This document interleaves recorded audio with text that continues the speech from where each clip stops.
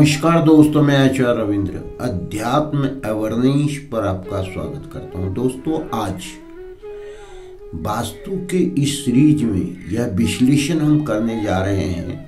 क्या आपका कोई भी इच्छा क्यों नहीं पूरी हो पाती है, क्या कारण है?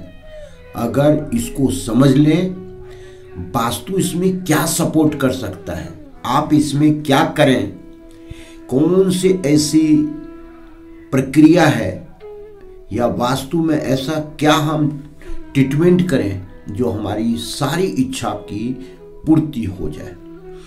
वास्तु को समझने के लिए सबसे पहले हम आते हैं वास्तु पुरुष की संरचना की बात करते हैं। वास्तु पुरुष औंधे भाव लेटे हुए हैं, जिनका सिर ईशान कोण में है, उनका नाभि केंद्र में है, सेंटर पॉइंट पर है, और उनका पांव जो है सो नैऋत्य दिशा में है।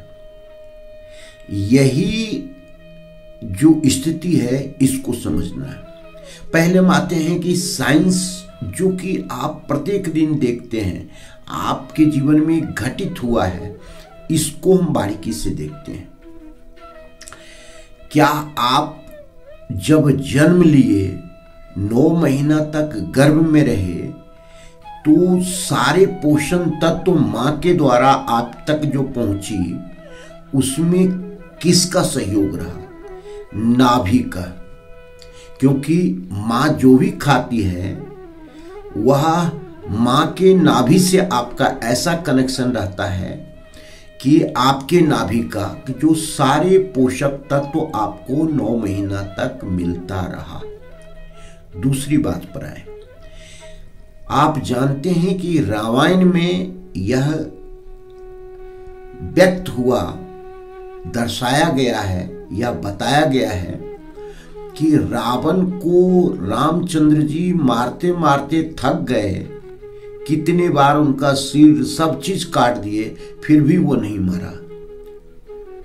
विभीषण ने एक शब्द, उनको एक इशारा किया कि इनके नाभि में अमृत है। तो भगवान नाभि में ही अपने बाणों का प्रहार किए, अग्निबाण से, जो उसका अमृत नाभि से सूख गया और वह रावण मर गया। नाभि, जब भी आपको जीवन में कोई भी दिक्कत आती है तो नाभि सबसे पहले इन्फेक्शन में आता है। तो नाभि जो है, आपका लीवर जो है, पेट जो है, वहां पर नाभि है। नाभि ही सब चीज है। उसी प्रकार वास्तु पुरुष में नाभि अर्थात केंद्र स्थान जो है, वह उसी से पूरे घर में ऊर्जा प्रदान होती है, उसी से पूरे घर में ऊर्जा का संचालन होता है। जो भी अगर वहां पर नेगेटिव एनर्जी वर्क में है, एक्टिव है, तो नेगेटिव ऊर्जा आपको मिलता है, और पॉजिटिव अगर है तो पॉजिटिव ऊर्जा आता है। तो ये समझिए कि जब भी कोई प्रकार का अगर आप इच्छा जाहिर करते हैं और आप वास्तु से देखते हैं कि आपके केंद्र में किसी प्रकार का कोई वास्तु दोष नहीं है, तो वह इच्छा आपकी पूर्ति हो जाती है। अर्थात यूं कहें, किसी को लगातार धनवान अमीर बनने की इच्छा है, अमीर बनते चला जाता है। तो जिसका कारण है, निश्चित रूप से बारीकी से समझें, अपने टोले मोहल्ले गांव घर में देखें कि आपका जो घर बना हुआ है उसके केंद्र में किसी प्रकार का वास्तु दोष नहीं है।